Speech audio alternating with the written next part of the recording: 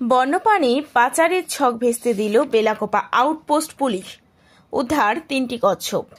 জলপাইগুড়ি জেলার শিকারপুর চা বাগানের দেবী চতুরানী মন্দির সংলগ্ন এলাকায় বন্যপ্রাণী পাচারের ছক ভেস্তে দিল বেলাকোপা আউটপোস্টের পুলিশ। গোপন সূত্রে খবরের ভিত্তিতে চালানো অভিযানে 2 পাচারকারীকে গ্রেপ্তার করে উদ্ধার করা হয় 3টি কচ্ছপ।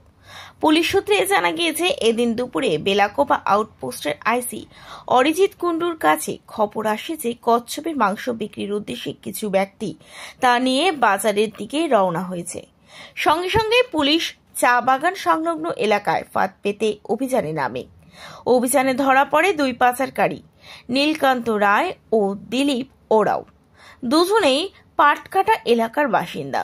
প্রাথমিক জিজ্ঞাসাবাদে ধৃতরা জানায়, বিহার থেকে মাছের গাড়িতে কচ্ছপগুলি শিলিগুড়ি সুপার মার্কেটে আনা হয়।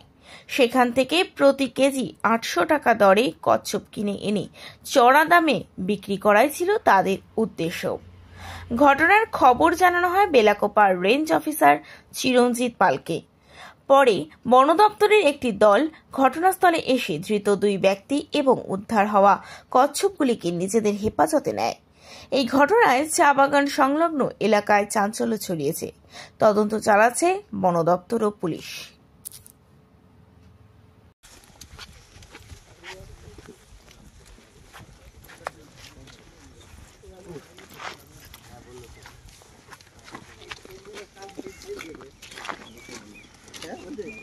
বিহার থেকে কোথায় নিয়ে যাচ্ছিল? মালিভিটা। মালিভিটা কি বিক্রি করার জন্য? হ্যাঁ, তোমার কি করে সাহস পাও? তোমার কি করে সাহস পাও এটা এগুলো ইয়ে করা? মাছের গাড়িতে আসে, আমরা কিনে নিই। বিহার থেকে মাছের গাড়িতে আসে? কি নাম তোমার? নীলকান্ত রায়। কোথায় বাড়ি? বাড়ি দেমদাপাড়া। কত করে কেন আর কত করে বিক্রি করো? 800 কিনে 1200 বিক্রি করি কিলো। কতদিন থেকে করতেছো? 2-3 বছর। 2-3 বছর থেকে? এর আগে ধরা পড়েনি পুলিশের কাছে? হ্যাঁ, ধরা পড়ছি। কয়বার? একবার। আর এইবার একবার? হ্যাঁ। এবার কটা মাল নিয়ে আসছো? এই 3টা। 3টা? প্রতিদিনই আনো নাকি? না, সপ্তাহে হঠাৎ মঠাৎ হয়ে যায়। তোমরা কয়জন আছো? কয়জন বলতে আমি একাই। আমার সাথে আজকে শুধু আসছে যে চল 3টা মাল কাটবো, একটু আমার চাপ হয়ে যাবে, তো একটু হাত লাগাই দিবি। মাছের গাড়িতে আসে? হ্যাঁ। মাল কোথায় নামাইছো? মাল ইয়েতে নামে, কোথায়? সুপার মার্কেটে। সুপার মার্কেটে? শিলিগুড়ি? হ্যাঁ। মানে এরকম তোমার মতো তো আরো অনেকে ব্যবসা করে এরকম? হ্যাঁ, করে।